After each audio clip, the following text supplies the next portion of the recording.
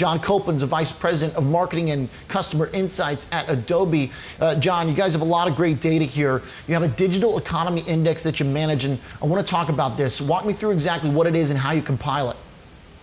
Yeah, so thanks for having me on. We actually use the industry-leading Adobe Analytics Toolkit to mine millions of visits to retail sites across tens of millions of products and thousands of retailers to give us a view on what consumers are doing online. Okay, what are they doing online? Are they spending a lot more? How much more are they spending since they're all stuck at home? We can't shop in store. Yeah, so we're seeing a lot of increased online purchases. In fact, the e-commerce activity overall has gone up more than 25% since the beginning of the year. Largely that's driven by online grocery purchases. In fact, in a 3-day period in the middle of March, we saw a doubling of online grocery sales in the US and a 250% increase of people buying online to pick up in store. Now that overall grocery purchasing, is distributed differently across categories. So for example, not surprisingly, in the COVID-19 era, we're seeing a huge bump in virus protection and cleansing products of over 800%. That's relative to a year ago. Over 200% in over-the-counter drugs and treatment products. With everything that we've heard about the shortages of toilet paper, we're seeing a lot of people buying toilet paper online as well, with an over 230% increase in online toilet paper sales. We're also seeing a lot of increases in shelf-stable and packaged goods products. So there, I think it's over 80% that we've seen since the beginning of March. And finally, a 55% increase in people buying fitness equipment online. So, as long as you're home, you might as well have the weights and the equipment to keep yourself looking good. Interesting. So, okay, as it pertains to what this tells us about the economy going forward, the way of life going forward, I know that's a big question right now, which is, what does post-coronavirus life look like compared to pre?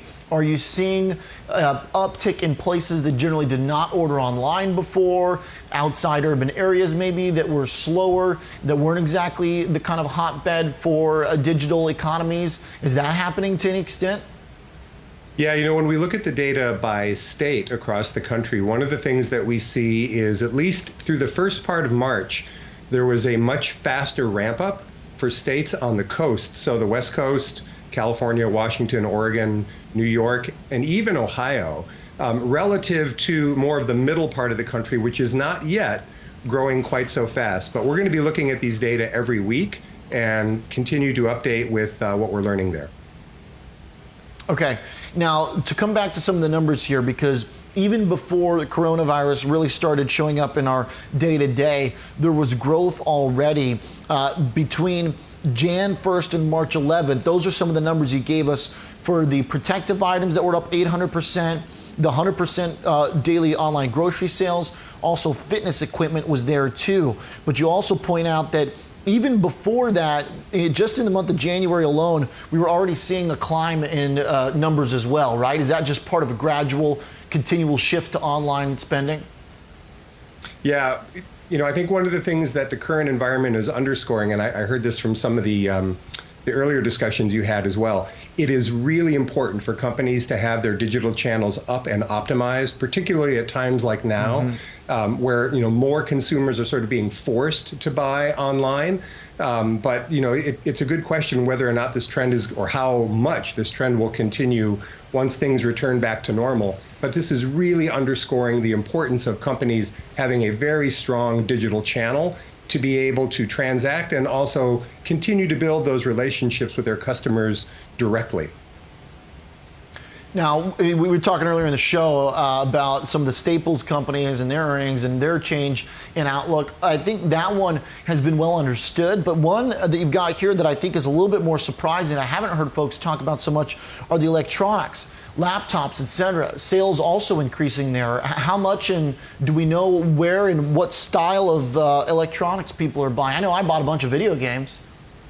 Yeah, we haven't dove down too deeply into like specific brands, but we do know that computers as a whole, just in the last 2 weeks between the 11th and the 25th of March, there was a 40% increase in online sales of computers and peripherals. So it's clear that, with consumers being at home for the longer haul now, they're looking for those devices to keep themselves and their family members occupied, with all that time that they have. Okay, and then just to wrap this all together, last point here, just to make sure we get the big picture. Is this something that you think, and based on what's happened in the past or timing, seasonality-wise, I mean, how big is this in terms of an economic boost based on what usually happens online? I know there might be a whole offsetting part to this out there on the physical side, but is this like looking like a second Christmas online, basically, like a second holiday season? Yeah, I think if all you looked at was online and you didn't think about the offline counterpart, that's exactly what it would look like. But we know that a lot of these purchases are actually being displaced from offline channels. So, what will be interesting to see is how much of this behavior sticks and how long that tail is once this is behind us.